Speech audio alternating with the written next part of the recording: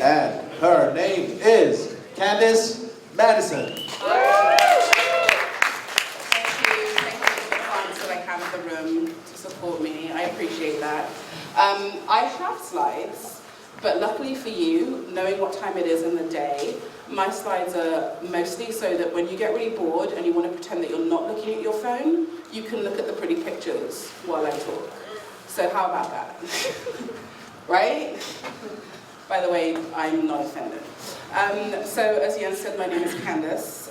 Firstly, I'd really like to thank Jens, and Tim for inviting me to speak at this year's forum. This is one of my favorite and most rewarding annual coffee events, so it's really a huge pleasure to be here and to also see so many familiar faces and also so many new faces. Every time I turn around in coffee, there's somebody new. It's kind of awesome and slightly terrifying at the same time. So if I speak too fast, just wave your hand at me. I'm highly caffeinated and I speak fast anyway, so this is a terrible combination. But those who've seen me and know me know that throughout my career in coffee, I've worn many hats. I've been a barista, a roaster, a trainer, a former WCE judge, a volunteer at tons of coffee events. I am a Q grader, and I am in 2/3 of the way to completing, touch wood, my evaluation to be a Q instructor. I will be leading a class in February next year, the location of which will be revealed when I confirm it, probably at the end of this week. So a lot of people are really quite surprised that I've done all of this since the year 2010, which is when I entered specialty coffee. So that's why I've entitled my presentation as such, because I believe everybody works at their own pace. You can fill in the bottom. Mine was kind of 2 years to get to be a Q grader, but everyone's different. So I'm gonna try not to assume things. I know, and I can see there are quite a few Q graders in the room, but is everybody familiar with the ins and outs of the Q program and who organizes it and what it's about? I am going to talk about this. I just, show of hands, everybody kind of, sweet. So we'll get into it, but I want you to consider 3 questions. Why consider becoming a Q grader? What do you think the aim of the program actually is? And if you are already a Q grader, think about your own experiences of your course, not just of the materials and how terrified you were walking into the room every single day, but also what your instructor gave you in terms of not just presenting the materials, but how you felt and the interaction went with your instructor. So as I said, there will be more on this. But I also promised baby pictures, so here they come. In order for me to tell you how I got to Q, I should probably explain a little bit about, okay, I'm going way too fast, there we go. Q, right, this is awful, this is horrific for me. It's horrific, because can everyone find me in this picture? I kind of wear the same expression every single day, all of the time. That's me. I'm standing next to my first boyfriend. We're trying very hard to not appear like we're together. We're uber cool. So we're standing very far apart. Which side? This is me in the green. Yeah. That's him. What are you talking about? It's the hottie. Yeah. What are you today? Make nothing worse. This is the first school that I went to. And when I talked about the many hats that I've worn throughout my career in coffee, I think there are 2 particular things that describe me, and if you strip away the bare bones of who I am and why I do what I do, there are 2 things that I've been interested in since forever. One of them is learning. No, I didn't say studying. Don't look at my grades in school. I would read everything that people put in front of me, and then if it bored me, I would toss it away and read something else far more interesting and spend all my time on that when I should have probably been studying for exams. But I was never happier than when I was in school. And the first day of school, ever in my life, I let go of my mum's hand. I walked into the classroom without ever looking back at my mum. I said, "Hello everybody, my name is Candice and I'm going to be your friend." And that's kind of how I enter rooms now too, but you know. I used to talk all the time. Most of what came out of my mouth was questions. The same is still true. So the second picture, which now blown up, looks highly suggestive. Kind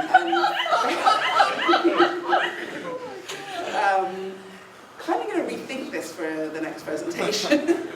Another more subtle picture, but this picture, in not that way, makes me think of Morton, because it makes me think of milk quality. Because, calm down people, calm down. Dear Lord. Because that is the only ice lolly I would eat when I was younger. And it was a milk ice lolly, and like most all of the foods that I ever ate and still ever eat in my life, you cannot substitute. My mum would bring home the cheaper version. My mum would bring home a different brand. My mum would bring home one that had, you know, frozen, thawed, and refrozen. I was 4 and wouldn't eat it unless it was that particular brand and it was well kept. So I'd say I've been interested in quality for a really, really long time.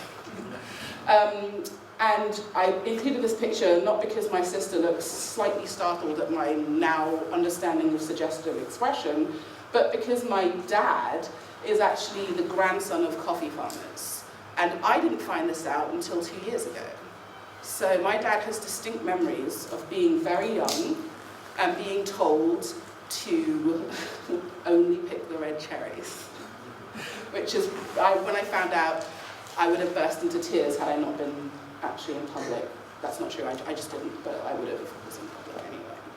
So, the two things that really run through this entire presentation, the two things that are true for not only myself, the things that I've done in coffee, but also for me resonate particularly with the Q, are learning and quality.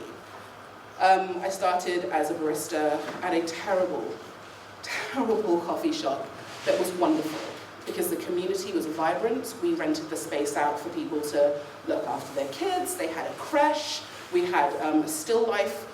Don't ever walk in on a 60-year-old woman not wearing any clothes as you're trying to go get milk in the milk basement downstairs. But we had a still life class, you know, art class after hours, and we served absolutely horrific coffee in bags that had no labels, no origin, no roast date, just said best till 2017, so if there's a bag hanging out somewhere, it's still good apparently.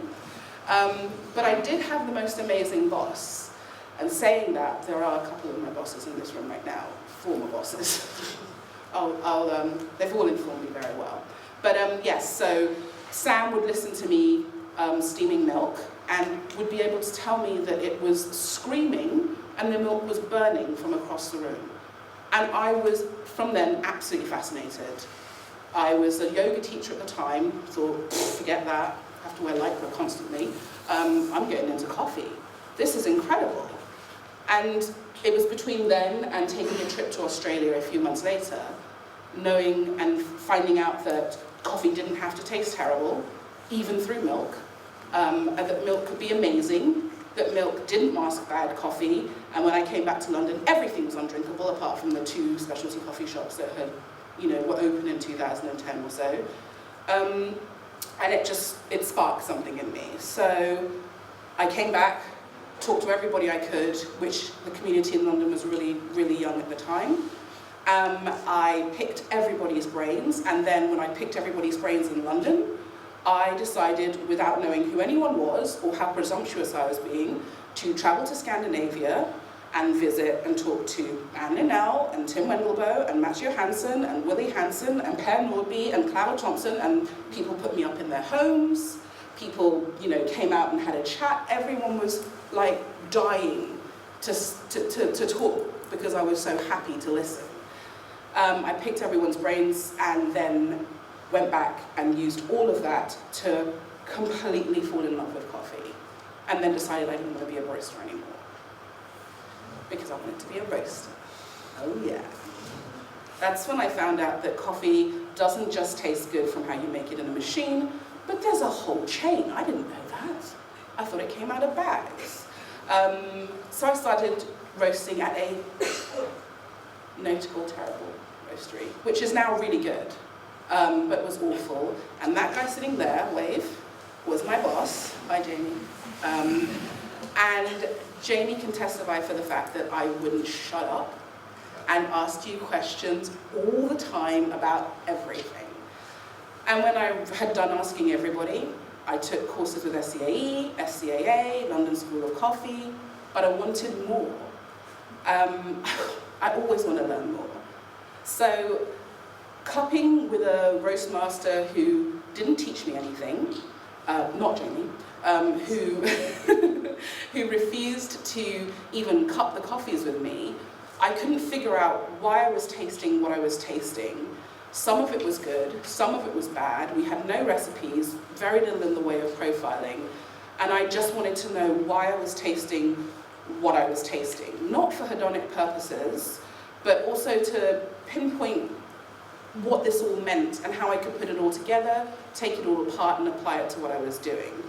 So I was basically looking for the coffee industry equivalent of a rigorous approach to sensory analysis with regard to objective attribute assessment.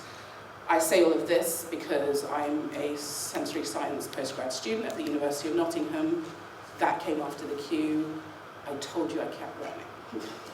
So, someone, if you ask, you shall receive, told me to look at the Coffee Quality Institute, and laughingly, because it was 2 years into my tenure, told me to look at the Q program. And I did. I'm going to read this because, disclaimer, I do not work for CQI. I'm not affiliated with them in any other way other than being a grader and an instructor, and I'd rather not put words into their mouths. So I'm just going to read what it says on the slide, and then I'm going to let you know, in the words of Dave Roche, Craig Holt, and Trish Rothgeb, what they say about themselves as an organization, just in case you don't know. And they are their words because you can go look at the YouTube video. So, promise. So, the Coffee Quality Institute is a non-profit organization working internationally to improve the quality of coffee and the lives of the people who produce it, which is a pretty awesome mission. So, in the words of the people I just spoke about, the Institute was established in about 1996 at a time when the SCAA was primarily dealing as a trade organization, and they weren't as heavily concerned with research into the quality of coffee at origin, which is not to say that that wasn't going to be a future remit, it just wasn't what they were doing at the time. So the CQI was formed, and it's a non-profit organization which has worked on a multitude of coffee programs in Central and South America, Eastern Africa, Indonesia, and Asia. And to date, they've completed over 500 training assignments while building a common language of quality used throughout the supply chain. So by tackling quality on various levels, CQI works to improve the quality of coffee and the lives of coffee growers around the world. I love it. It's amazing, and it's incredibly noble work that actually I think most people in this room are doing, and it's really appreciated. So I looked them up, went to the Q program. Fairly, if you just imagine, if you've ever seen Little House on the Prairie and the little girl comes running down the mountain and she's all like da da da da da da da, that was me. I had no idea what this program was or how it was regarded in the industry. I just figured it would be a really great way to learn things that I wanted to learn. So, that's me. I have, like Rob, also put my nose in several coffee cups, and at the time of my queue, I had my hair really long, up in a bun, so every time I bent over to cup coffee, I would get dreads in the bowls opposite. That wasn't embarrassing at all. I did my certification 2 years after I got into coffee in 2012, and I did it with the current president of the SCAA, Tracy Allen, who took this picture, so that's his photo.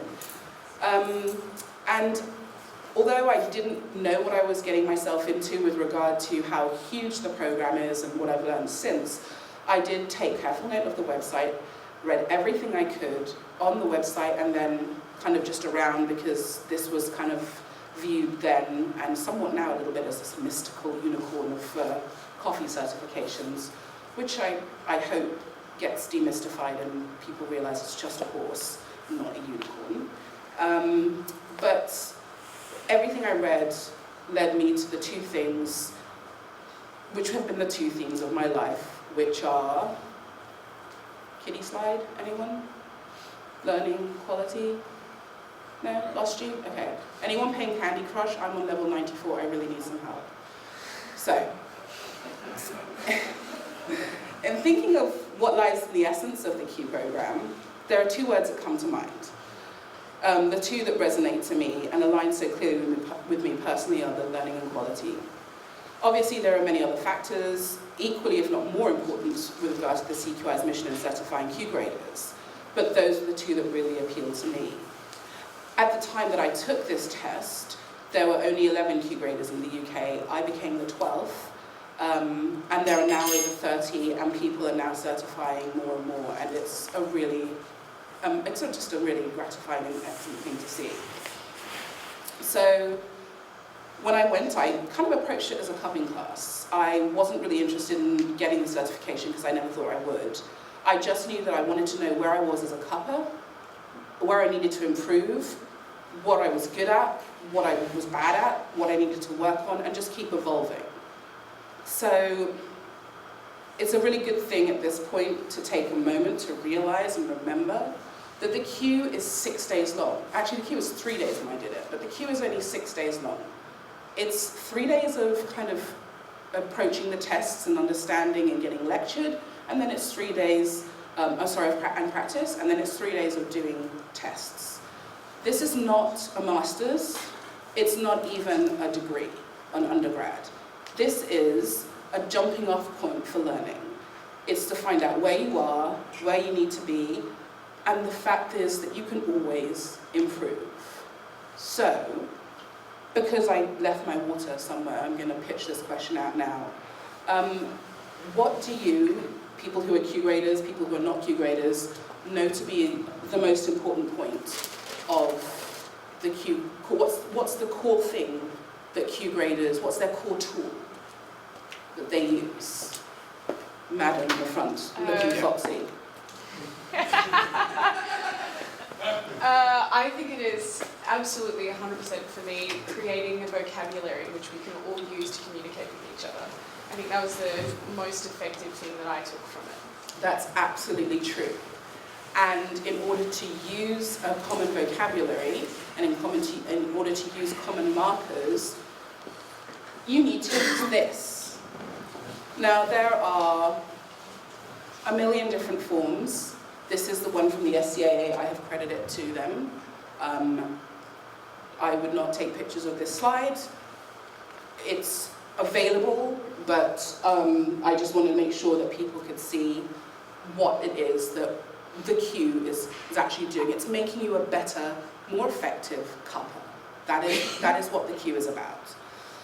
It's the ability to use this cupping form in particular, not the COE one, not the in-house ones that you may have, which are all valid, but the particular ones is to use this and score properly and objectively ascribe correct scores to 11 different attributes used to assess coffee. So calibrated cuppers, as Taylor said, across the globe, use a common language or lexicon to communicate the quality of coffee along the entire supply chain.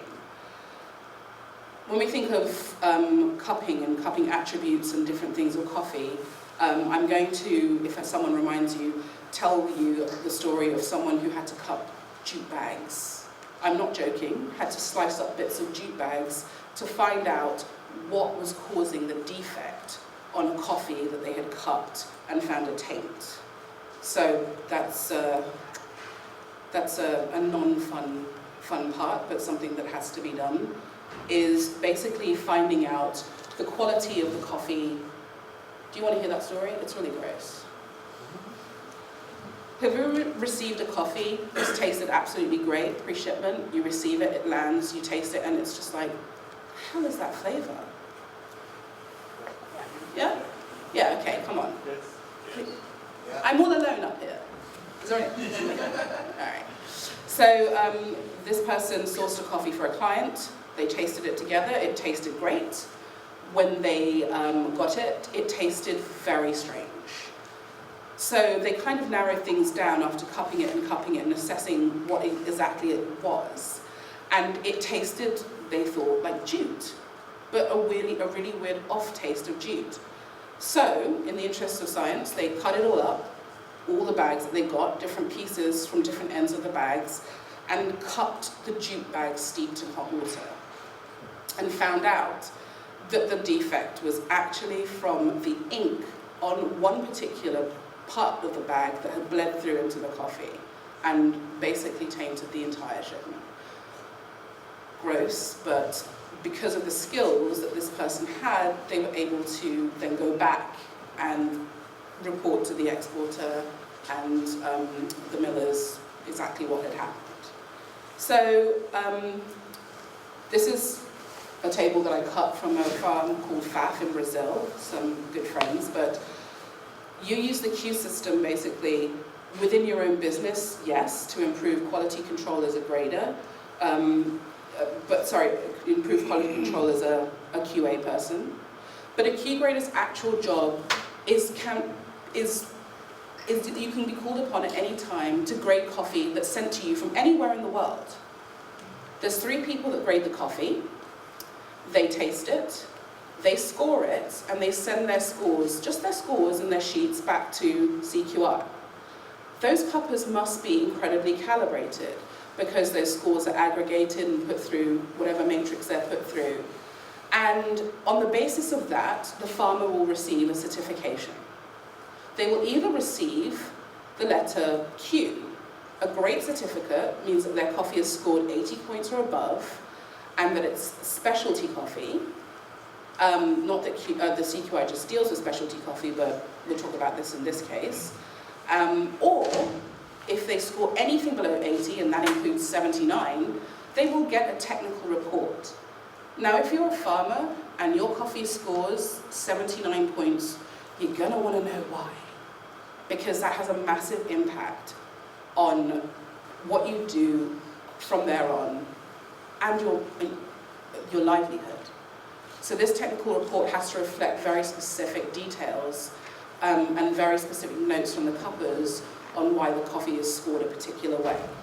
So I always think of the hot zone of between 78 and 82 points, and try to really narrow down on my form, no matter what I'm cupping and where I'm cupping, but just for my own calibration sake, what it is that is actually really making this coffee at one kind of attribute 7.75 and not 8, or 7.75 and not 7.5. And all those 0.25 points, as you know, make a really big difference. This tiny numerical difference has a massive impact on the lives and livelihoods of many people. So when I cup, I've been taught by my mentors to imagine, as I'm dipping my nose into the bowl, a hovering of a farmer's face in front of me. Because that's my goal, is to be able to report to you, the farmer, about your coffee. So, just really quickly, that comes on to the next point, which is, the Q is not a badge of honor. It's not an endpoint to your learning. It is not something that you wave in people's face, I don't believe, and say, yeah, I've done it, I'm a Q grader. For me, it's a job of responsibility. It's really something where I have to take what I do and the skills that I've learned incredibly seriously. I was checking out a lorrying machine, I won't say where because it would reveal the roaster, and there was a young chap on the roaster, and he was hauling his stuff, he was very sweaty, he'd obviously never had to deal with this much work before. It's an open space so everyone could see what he was doing, and he was, it was heavy-duty work. Was it Michael? He can't lift anything. I mean, no, it wasn't Michael, I love you.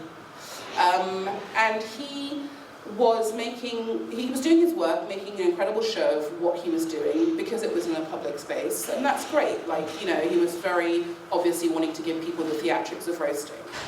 And unbeknownst to him, the people who approached him, who I knew, were importers who had 20 years experience on Wall Street, cupping commodity and specialty coffee, had an import business, had opened a well-known specialty coffee import business, and between them had probably 80 to 90 years of professional coffee experience. And they came up to him and they said, wow, that's an amazing machine. Like, can you tell me how it all works? And he did. And they said, where's your destoner? And he said, oh, I don't have a destoner. I don't need one. And they're like, that machine looks like it costs like $100 grand. Like, what do you mean you don't need a destoner? Well, this is specialty coffee. And they said, well, yeah, we know it's specialty coffee, but you know, if you are investing in a machine like that, would you not think about investing in a destoner? And he said, I'm telling you, I don't need one. Now the end of this conversation could have gone a different way, but what he said was, it's fine, it's specialty coffee, I know what I'm doing, I'm a Q grader. And I was about 20 feet behind them, and I've never blushed so hard in my life. And thank goodness no one can actually see it, but I went completely red. Because at this point I had been chosen to be an assistant instructor, I had been working with students, really great people, I'd known what this job was about, and I was absolutely mortified that a person would think that there was nowhere else to go, there was nowhere else to grow after involving themselves in the Q program, which is, it's just a shame, really. Anyway, not to be a Debbie Downer, I've no idea who these people are. I'm just going to say that. Coffee's so small, one of you probably knows who they are. And if you do, tell them thanks very much for an awesome photo that I found on the internet. They look great. I feel really guilty. But you don't just cup here, you cup at origin. And that's where CQI does the work that we don't see. It depends on a network of consultants and volunteers and people in this room, basically, and people outside of this room, who are there to help hundreds and thousands of farmers. And therefore millions of people benefit from producing quality coffee and ensure that they reach the appropriate market for the coffee that they're producing. They're not there to flush out just the specialty coffee. So if you imagine, I was imagining coffee as a pyramid, maybe the size of this room, and the specialty coffee is maybe this bit at the top of the pyramid, and everything else what we would consider non-specialty is consumed daily. And it's coffee that matters to people, and it should be assessed, and quality along the chain should be kind of, I'm almost done. So almost done. So anyway, CQI sends people like Q graders, also if they enjoy things like the coffee core around the world. So really quickly, oh look, pictures of people we know. And I passed my 3-year calibration in July, and this is where the margin of error is reduced by half, because you're considered at this point to have spent 3 years cupping continuously, and basically there should only be in a group of however many people, I think 1 point difference between you and your entire group. So standard deviation wise, you have to be pretty calibrated to the person next to you, otherwise it's just not going to work out. Anyway, when I passed, I was invited to apply to be an instructor, which you can't do without invitation. So obviously I freaked out, and then I realized that it was an incredibly great honor, and I was really happy to extend my learning, because that's exactly what I think that this whole process is. You can't apply without invitation, because I assume the CQI imposes exacting standards at every level of the Q to ensure that the high standards that they're committed to maintaining are upheld globally, and that every class is taught and every grader is certified. So I ended up jumping at the chance. I've been an adult instructor on and off for about 10 years, diverse range of subjects from teaching English to yoga to now coffee. And I found the more you teach, the more you learn. So I was really spurred on by that. And we all know learning about quality is my thing. This is the class I attended at Atlas in Seattle. There are people from about 10 countries here. It was truly global. But what was great about this class was, for the first time that I had seen, there were assistant instructors from Europe. Up until now, Europe doesn't have any Q grade instructors. If you want to do a Q grade exam, you have to fly a really long way away. I did mine in Italy. I was lucky someone from America came, but you might have to go to Seattle or places such as that. But hopefully, touch wood, usually I touch Jamie's head at this point, by the end of February, there will be 2 European-based Q graders. So this again is an intensive course. It again includes a calibration. It tackles breaking down the Q course itself. It tackles deconstructing and understanding adult learning. And I cannot believe how much I learned. Trish and Ruki make an awesome double team. It's terrifying the extent of knowledge that they have. And we had a grand time. And then I went on and, oh, look, who's that? Raise your hand. You're in the room. Hi, Dimitri. I went on to assist in 2 Q courses, one in Kansas, which is an evaluation, I passed, and one at Nuova Simonelli in Italy, where I had to do a few more tasks, and it was a ball. I had a great time. The students taught me even more than I thought that I was going to learn in any case. It really brought into perspective that this is a global group of couples calibrated to assess quality in a common language. So I learned from the questions asked, the questions answered, the discussions, the different cultural business and sensory practices, what people had to say about their own experiences, either having done the Q as a retake or they're being there fresh as a first student. I had more notes in my book probably than they had in theirs. And the journey that I'm on is incredibly rewarding. And even though not everybody passes, the pass rate isn't as dismal as everybody thinks. Since its inception 10 years ago or 13 years ago, Q has certified over 4,000 Q graders. CQI has. And 7,000 people have done the course. So it's awesome. It's definitely worth looking into if you want to extend your knowledge. Go online, have a look. I'm always available. And I'm going to say goodbye with a quote from Ishak Perlman, which is my personal motto, which I probably shouldn't steal from somebody else, but it's true. When I teach others, I teach myself. I hope I've given you a little insight into my journey, and thank you very much for listening. Thank you, Candice. Thank you very much.